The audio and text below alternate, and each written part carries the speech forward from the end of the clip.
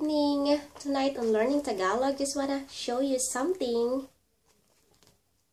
I have a $20 bill and that's money or pera. Pera.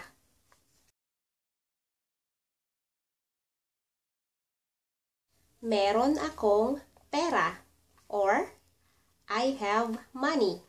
Meron akong pera. Next, I have a coin here or barya. Coin is barya. Barya.